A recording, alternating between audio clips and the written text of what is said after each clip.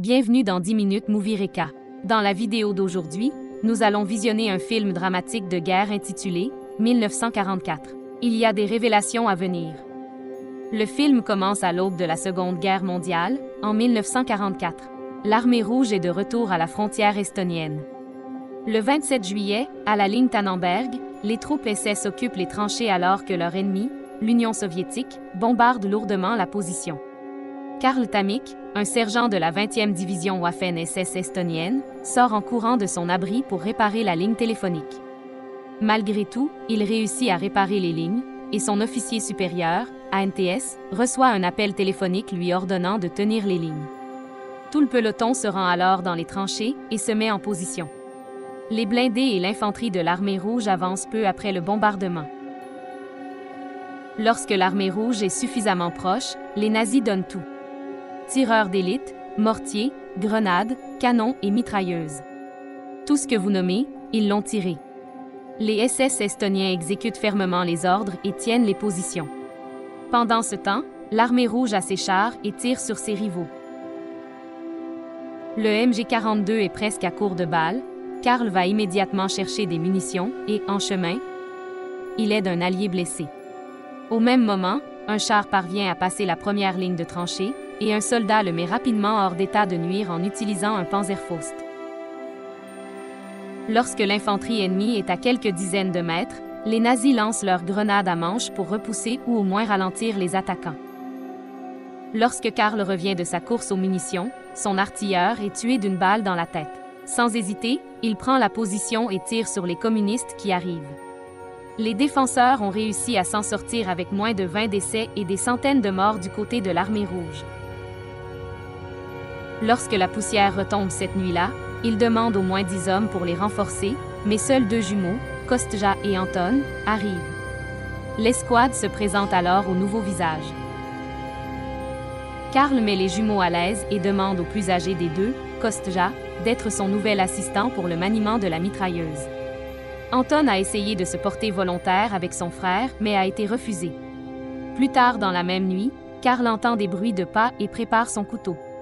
Soudain, un soldat apparaît, pointe son arme sur Karl et appuie sur la gâchette. C'était Radik. Heureusement, la sécurité était enclenchée, sinon le jeune soldat aurait perdu la vie. Radik dit à Karl de réveiller l'escouade car ils vont reprendre position. Peu après, il rampe dans le couvert de l'obscurité, se regroupe avec d'autres nazis de l'autre côté et se positionne. Aux premières lueurs du jour, l'attaque commence. Les nazis essaient de dégager les positions ennemies en lançant des grenades et en se précipitant. Lorsqu'ils atteignent une porte, l'escouade pose une bombe pour la forcer à s'ouvrir. Au même moment, l'Armée rouge charge depuis une autre position. Un artilleur allemand a pu les couvrir, mais quand sa MG42 s'est enrayée, les Soviétiques ont atteint les tranchées près de la position de Karl et de son équipe. Pire a alors été poignardé par une baïonnette et Karl a été plaqué par un grand Russe.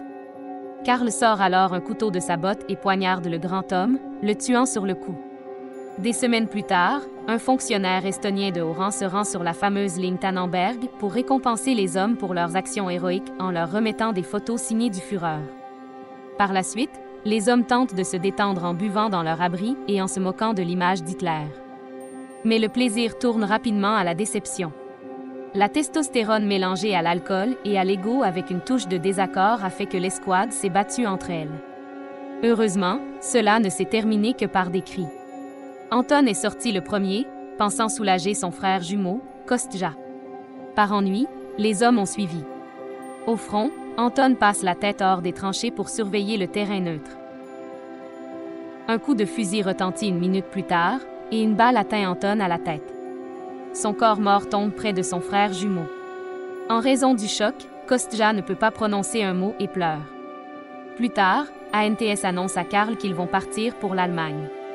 Le jeune nazi prévient son aîné qu'il va rester, alors ANTS décide de rester avec lui et de discuter jusqu'à ce qu'il convainque Karl de les faire rejoindre dans le rapatriement.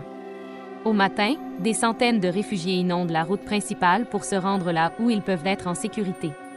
Le convoi de camions du peloton s'arrête lorsqu'un groupe d'hommes armés se chamaille au milieu de la route. Les hommes armés se présentent comme la 2e compagnie de la force d'autodéfense, une milice locale.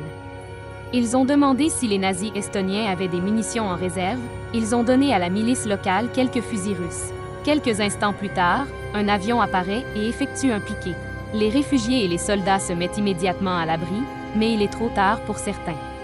L'avion fait feu avec sa mitrailleuse, largue des bombes et fait un second tour. Sainz repère une fille désemparée dans la ligne de mire de l'avion et tente de la sauver. L'avion tire, tuant immédiatement le médecin nazi. La jeune fille survit, alors que l'avion fait un autre tour. Karl sauve la jeune fille et plonge dans le trou juste à temps. Après l'attaque avec les civils blessés, ANTS décide de laisser les femmes et les enfants monter dans les camions militaires. Pas un seul membre du peloton nazi ne se plaint, et ils se mettent en marche. Bientôt, ils arrivent aux environs d'Avinurm, où ils décident d'intercepter les Russes. Ils commencent alors à faire des trous de renards, et plus tard, un fermier local et sa femme rendent visite aux troupes et leur offrent un repas chaud. Le jour suivant, les nazis se préparent alors que des centaines de soviétiques émergent de la forêt. C'était une compagnie entière avec quelques tanks et camions. Kaminsky, le sniper, déclenche la fusillade en tuant un officier de l'armée rouge. Avec l'élément de surprise, les nazis ont réussi à abattre beaucoup de soviétiques. Mais l'armée rouge a réussi à submerger les nazis par son nombre et son énorme puissance de feu. Lorsqu'un char tente d'écraser Karl, il change de position mais perd l'équilibre. Quand il se relève, un soldat soviétique le rattrape et abat Karl. Ant signale la retraite et l'officier soviétique nommé Captain Vir l'entend. Après avoir appris qu'il était des compatriotes estoniens, il a ordonné un cessez-le-feu. Peu importe l'uniforme qu'ils portaient, ils étaient des compatriotes, et cela ne valait pas la peine de s'entretuer. Ant se lève, les autres ont suivi, et elles se sont lentement retirées dans la forêt derrière. Juri Joji, le sergent soviétique qui a tué Karl, était un compatriote estonien.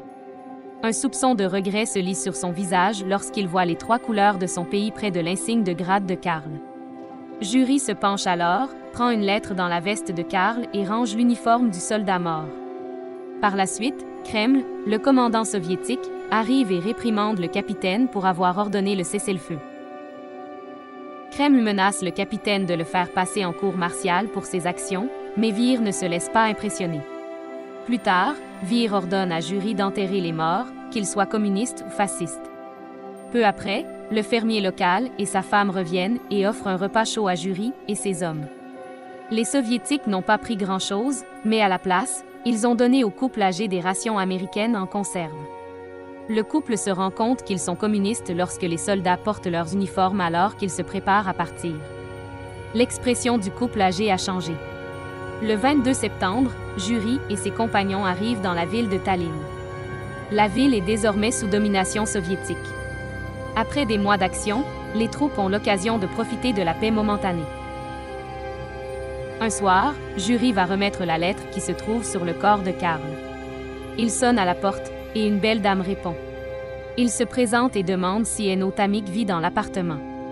La dame répond qu'elle est Enno Tamik, la personne qu'il recherche.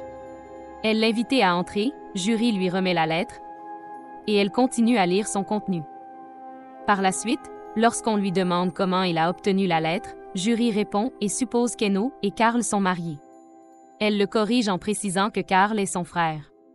Enno continue à interroger les Soviétiques, mais il ne dit pas toute la vérité. Il s'empare par hasard de la lettre pendant la bataille, et il le voit mourir. Juri rappelle à Enno comment était son frère auparavant. Par la suite, Enno a préparé un repas chaud pour Juri. La façon dont ils se regardent l'un l'autre, l'engouement est indubitablement là. Tard dans la nuit, les deux font une longue promenade pour apprendre à se connaître davantage. Enno conduit Juri dans une église vide où elle s'installe confortablement et pose sa tête sur l'épaule de Juri. Elle lui dit alors qu'elle pardonne à l'homme qui a envoyé sa famille au goulag. Les yeux de Juri se dilatent quand elle révèle innocemment que son frère a mentionné le nom de l'homme dans la lettre. C'était Joji. Par un cruel coup du sort, Juri Joji se trouve être l'homme qui a envoyé la famille de Karl et Enno au goulag sibérien. Avant qu'ils ne partent le lendemain, Enno sourit et fait signe à Juri de lui écrire une lettre. Elle lui demande alors son nom de famille, Juri ment et répond « Tuul ». En fait, Tuul est le nom de famille d'un de ses hommes. Alors qu'il marchait sur le chemin du retour, un homme a fait signe à Juri de monter dans la voiture. Une fois à l'intérieur, il a vu Kreml. L'officier commandant surveillait ses mouvements. Jury tente de protéger Eno en affirmant qu'elle est sa sœur. Mais Kreml a lu son dossier, et il n'y a aucune trace qu'il ait jamais eu une sœur. Kreml fait alors chanter Jury pour qu'il moucharde sur ses camarades et qu'il vérifie si quelqu'un a fait quelque chose qui va à l'encontre des principes soviétiques. Des mois plus tard, les Soviétiques poussent vers Sarema sans rencontrer la moindre résistance. Lorsqu'ils atteignent une zone particulière, Ali, un fantassin soviétique, se met soudainement à fêter et court tout excité pour vérifier l'endroit. Il s'avère que c'est la maison d'Ali, où il a grandi.